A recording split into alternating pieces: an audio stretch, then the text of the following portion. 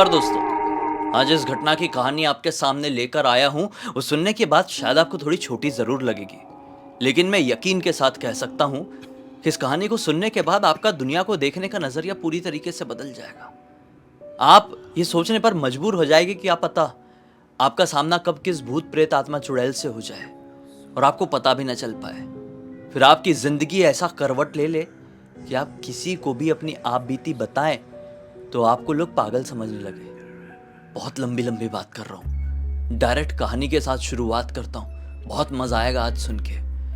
तो भाई ना, ये जो घटना थी ना, ये सुमित्रा नाम की लड़की के साथ घटी थी। सुमित्रा अपने माता पिता के साथ कोटा के अंदर के एक छोटे से गांव में अच्छी खासी अपनी जिंदगी काट रही थी। ताथेड़ नाम का ये गांव था। हो सकता है आज के टाइम पे वो गांव थोड़ा डेवलप होगा, लेकिन जबकि ये घटना है उस समय तो ये बहुत ही छोटा गांव था, एकदम छोटी बस्ती थी। काफी पहले की ये घटना है, लेकिन सीख अच्छी देगी। स्किप मत कर देना ये वीडियो, मजा आएगा। तो हाँ, सुमित्रा अपने माता पिता के साथ अच्छी खासी जिंदगी काट रही थी। सुमित्रा के पिताजी अपने खेत में काम किया करते थे, अपने परिवार का पेट पाल रहे थे। सुमित्रा की माता जी घर का काम किया करती थी, होम मेकर थी।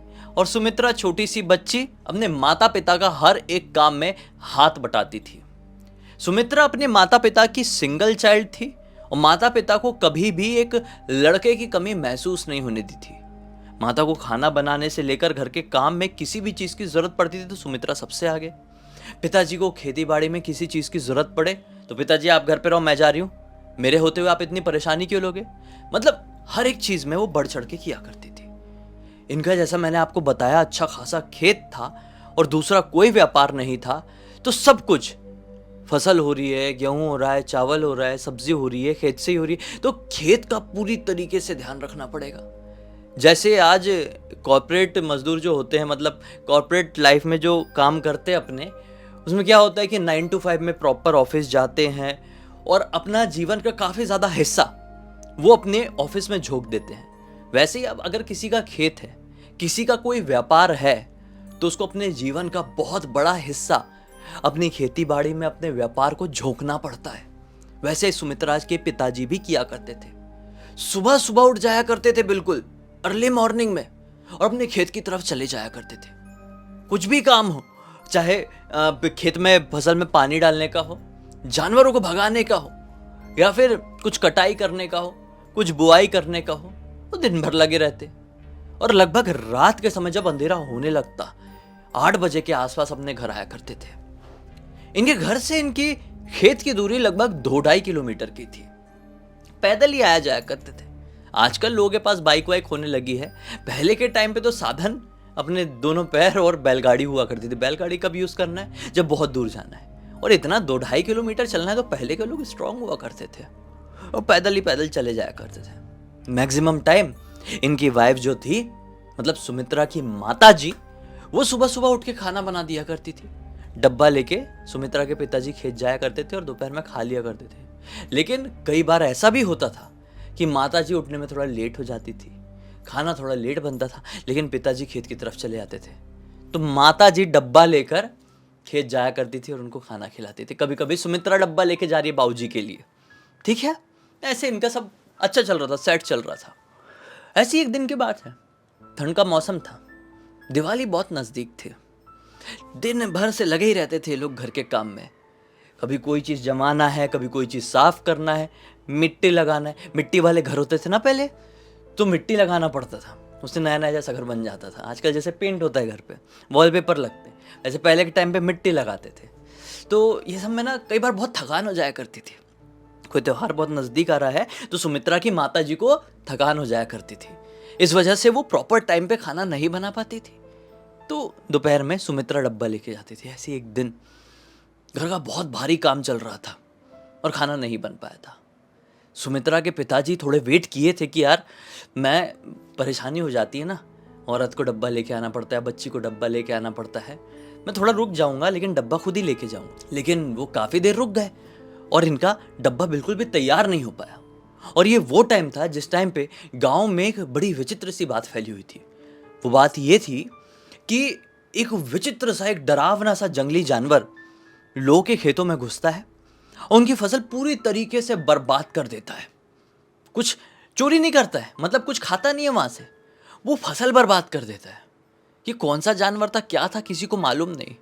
लोग बोलते थे कि उस जानवर को कभी किसी ने देखा नहीं है, लेकिन वो शेर, चीता, भालू, हाथी, सूअर ऐसा कुछ भी नहीं है। वो कुछ अलग ही है, जिसका मकसद सिर्फ और सिर्फ खेत को ख़त्म करने का होता है। तो बहुत सारे लोग भाई डरते थे और अपने खेत की तो बहुत घेराबंदी वगैरह भी कर दिए थे, लेकिन ये लोग नहीं कर पाए थे अपनी खेत की घेराबंदी। तो ये आज डब्बे का इंतज़ार करते करते काफ़ी ज़्यादा टाइम बिता दिए घर पे ही, और सुबह के लगभग 8-9 बज गए थे। नहीं हो पाया डब्बा तैयार, तो ये बोले कि यार मैं निकलता हूँ, हाँ सुमित्रा के हाथ से डब्बा भेजना, तुम ही लेके जाना, बहुत प्रॉब्लम हो जाएगी अगर वो जानवर हमारे खेत में घुस गया तो। ऐसा बोल के सुमित्रा के पिताजी खेत चले गए। और यहाँ पर जब पहुँचे खेत में ना, कुछ ऐसी प्रॉब्लम नहीं थी, सब कुछ अच्छा था।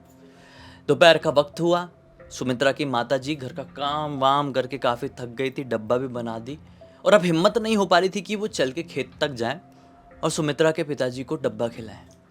तो अपनी बेटी सुमित्रा से ही कहती है कि बेटा जा बाबूजी को डब्बा पहुंचा के आ जा, और हाँ ध्यान रखना रास्ते में कोई भी मिले तो उससे बात मत करना। सुमित्रा कहती है मम्मी क्या पहली बार थोड़ी जा रही हूँ, ऐसा क्यों कह रहे हो? बोलती है नहीं बस ऐसे ही, तू ज़्यादा किसी से बात मत करना, सीधे सीधे जाना, सीधे सीधे आना, नहीं तो हो सके तो शाम को बाबूजी के साथ ही आना। घर का सारा काम तो हो ही गया है, मैं भी खाना वाना खाऊंगी, थोड़ा आराम करूंगी। ये बोलती ठीक है।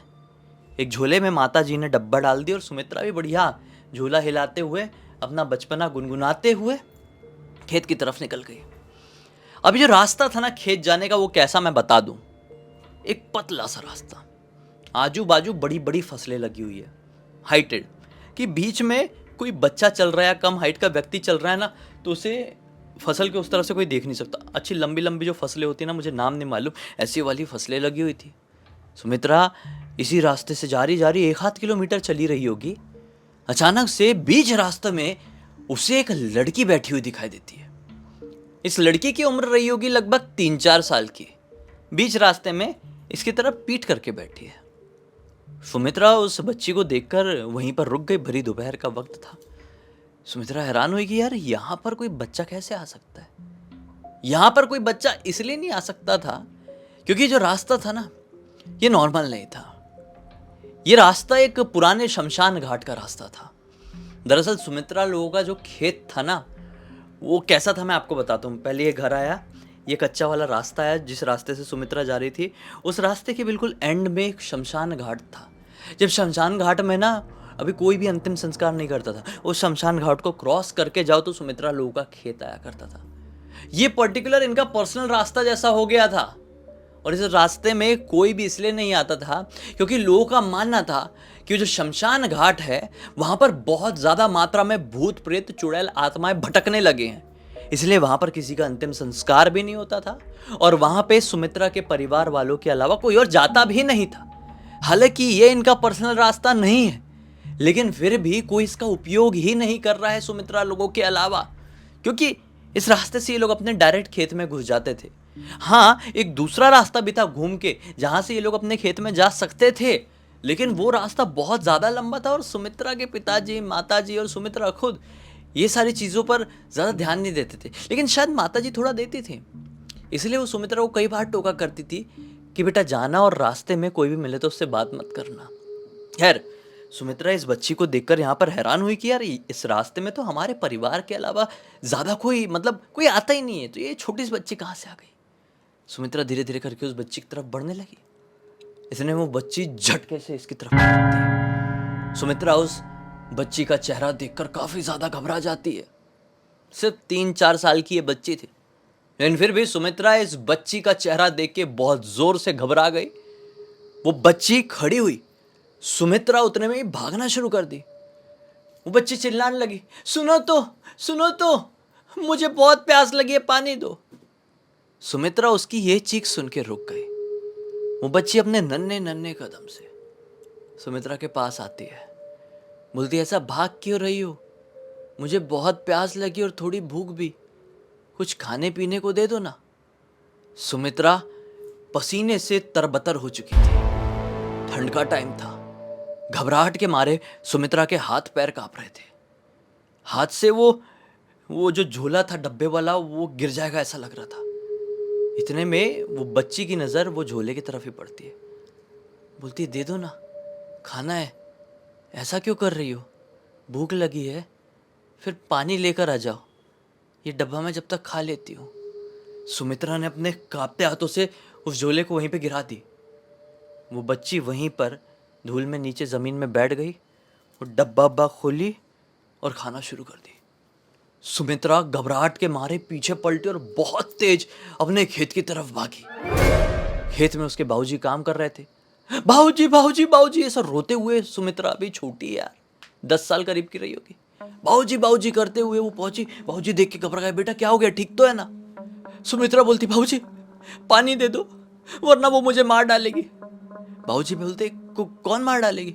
वो बच्ची मुझसे पानी मांगी, खाना भी मांगी, मैं आपके लिए डब्बा लेकर आ रही थी, मुझसे मार। बाबूजी हैरान, अरे बच्ची मतलब क्यों? एक छोटी सी बच्ची से तू डर रही है? डब्बा मांगी, पानी मांगी तो इतना घबराने वाली क्या बात है? शांत हो जा पहले, आराम से बोल, आराम से बोल। सुमित्रा बोलती, बाबूजी वो कोई और बच्ची नहीं बल्कि वो कल्लू की बच्ची थी। ये बोलते, क्या कल्लू की बच्ची? ये कैसे हो सकता है? सुमित्रा बोलती, हाँ बाबूजी वो कल्लू की ही बच्ची थी। उसने मेरे से बात करी, मुझसे खाना मांगी, अब पानी भी मांगी है। बहुत सारे लोग जिन लोगों ने कल्लू की बच्ची को देखे हैं वो जिंदा नहीं बच पाए। बाबूजी सब ठीक तो हो जाएगा ना? बाबूजी भी पसीने से तरबतर हो गए। दरअसल कल्लू की बच्ची का क्या कंसेप्ट है वो मैं आपको बताता हूँ। कल्लू की बच्ची की लगभग 3-4 महीने पहले मृत्यु हो चुकी थी। बात ये थी कि एक बार कल्लू की बच्ची, गांव का एक व्यक्ति है कल्लू, उसकी लड़की ना खेलते खेलते किसी खेत की तरफ पहुंच गई थी। उस खेत में पता नहीं उसके साथ क्या हुआ कि वो रात तक घर पे नहीं आई। फिर घर वालों को टेंशन हुई कि हमारी बच्ची कहाँ गई। वो कल्लू और उसका पूरा परिवार और गांव के काफ़ी सारे लोग बच्ची को ढूंढते ढूंढते खेत में पहुँचे तो वो बच्ची मतलब बहुत बुरी अवस्था में खेत में मृत पाई गई। जैसे तैसे करके उसे लाया गया और उसका अंतिम संस्कार करते करते कल्लू और कल्लू की जो पत्नी थी, दोनों को इतना ज़्यादा समझ लो दिल का दौरा पड़ गया कि उन दोनों की भी जान वहीं पर चली गई। कल्लू का पूरा परिवार ऐसे ही ख़त्म हो गया गांव वालों की आंखों के सामने देखते ही देखते। 3-4 महीने पहले उन लोगों का अंतिम संस्कार भी ठीक से नहीं हो पाया। गांव के लोगों ने अपने हिसाब से कर दिए। पिंडदान से लेकर हर एक चीज़ की एक रिचुअल होती है जिससे आत्माओं को शांति मिलती है, वैसा कुछ भी नहीं हुआ। फिर बस क्या था, जो कोई भी खेत के सुनसान रास्ते से ऐसा गुजरता, उन्हें कई बार कल्लू की बच्ची तो कई बार कल्लू तो कई बार कल्लू की पत्नी दिखाई देती। उनका अंतिम संस्कार भी वहीं पर हुआ था शमशान घाट में। वो आखिरी अंतिम संस्कार था जो शमशान घाट में हुआ था इन लोगों के खेत। तो कई बार वो तीनों का परिवार गांव के लोगों को वहाँ पर दिखाई दे जाता था और जिसको दिखाई देता था उसका दिमागी संतुलन खराब हो जाता था, या उसकी बहुत बुरी तरीके से तबीयत खराब हो जाती थी, या वो इंसान की संदिग्ध तरह से मृत्यु हो जाती थी। बहुत सारे लोग इस बात को पूरी गांव में फैला कर रखे थे और आज सुमित्रा ने भी देख ली थी। पिताजी ने पहले तो अपनी बच्ची को काम किए, बोले कि बेटा तू टेंशन मत ले, तू फालतू दिमाग में पाल रही है, ऐसा कुछ भी नहीं है। पिताजी भी कहीं ना कहीं डर गए थे, लेकिन अपनी छोटी सी बच्ची के सामने क्या वो डर दिखाएंगे कि बच्ची और भी ज्यादा घबरा जाए, सुमित्रा और भी ज्यादा डर जाए? नहीं, वो बच्ची को शांत करने की कोशिश कर रहे हैं। जैसे तैसे करके शांत किए और बोले नहीं अभी तू घर मत जाना, कोई बात नहीं, कुछ नहीं होता, तू मेरे साथ रात के समय घर चलेगी जब हम जाएंगे। तो रात क्या, शाम हुई, 6 बजे के आसपास का समय हुआ। पिताजी ने अपनी बेटी बोले चल मैं तुझे गोदी लेके चलता हूँ। तो गोदी लेके ये लोग इसी रास्ते से आए। रास्ते में देखे भी वो जो डब्बा था ना वो खाने का, वो पूरा सफ़ा चट करके साइड में पड़ा हुआ था। उन्होंने तिरछी नज़रों से देखे सुमित्रा के पिताजी ने, सुमित्रा ने भी देखी और वहाँ पे डब्बा देख के रोने लगे। ये लोग घर पे आ गए भाई। फिर क्या था, ये रात कैसे कटने वाली थी ये कोई नहीं जानता था।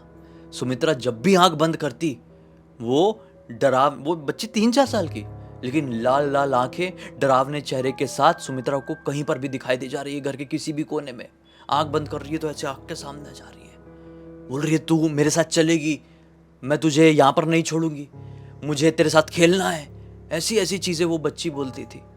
सुमित्रा आंखें बंद ही नहीं कर पा रही है। 1 दिन हो गया, 2 दिन हो गया, वो सो नहीं पा रही है। अब 2 दिन तक कोई बच्ची सोए नहीं तो उसकी तबीयत खराब नहीं हो जाएगी। तीसरे दिन से तबीयत बहुत ख़राब हो गई।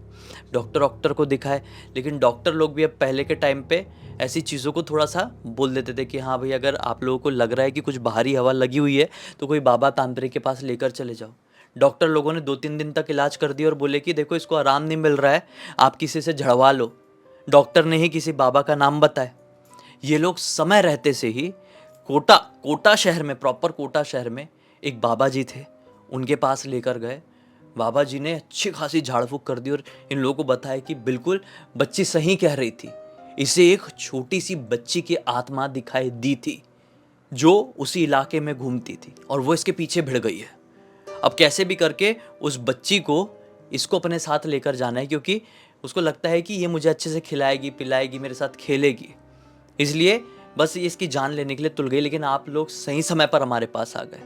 फिर बाबा जी ने अच्छा खासा अनुष्ठान किए, सुमित्रा को अभिमंत्रित करके धागा होगा पहनाए और बोले कि बस अभी कसम खा लो कि उस रास्ते से नहीं जाओगे, आपका पूरा का पूरा परिवार उस रास्ते से नहीं गुजरेगा। धीरे धीरे करके वो सपने आना भी बंद हो गए, सुमित्रा को वो बच्ची की आवाज़ सुनाई देना भी बंद हो गई और सब कुछ ठीक हो गया। इन लोगों ने उस रास्ते को प्रॉपरली ब्लॉक कर दिए, नहीं जाते थे। दूसरे लोग फिर जाते थे, नहीं जाते थे, इनको नहीं मालूम, लेकिन इन लोगों ने कंप्लीटली जाना बंद कर दिया। इस पूरी घटना की जानकारी मुझे किसी और ने नहीं, मतलब सुमित्रा जी की बेटी ने इंस्टाग्राम पर लिख कर भेजी है, जिनका नाम है किट्टू। किट्टू भी अभी बड़ी हो चुकी है। और बताइए, काफ़ी साल पहले की घटना, जब मेरी मम्मी बहुत छोटी हुआ करती थी। आप पूरी दुनिया को बताओ और सीख दो कि पैरानॉर्मल एंटिटी किसी भी रूप में आपके सामने कैसे भी आ सकती है। आपको बस संभल कर रहना है, अपने अंदर हिम्मत बनाए रखना है और कुछ भी हो जाए ऊपर वाले से विश्वास नहीं हटाना है। कोई भी शक्ति आपका कुछ नहीं बिगाड़ सकती। इसी एक नोट के साथ इस कहानी का अंत करते हैं। अब तक इस वीडियो को देख लेते तो लाइक ज़रूर कर देना, चैनल को सब्सक्राइब करके बेल आइकन आके ऑल के ऑप्शन में क्लिक करना और इंस्टाग्राम के लिंक वीडियो के डिस्क्रिप्शन बॉक्स में मिल जाएगी, वहाँ पे जुड़ जाना। और आपके पास भी ऐसी कोई कहानी, टॉपिक या जानकारी हो तो लिख भेजना। हो सकता है मेरा अगला वीडियो कल आपके हिसाब से बन रहा हो। तो चलिए कल फिर से मिलते हैं, तब तक के लिए बहुत बहुत धन्यवाद। आपका दिन शुभ हो।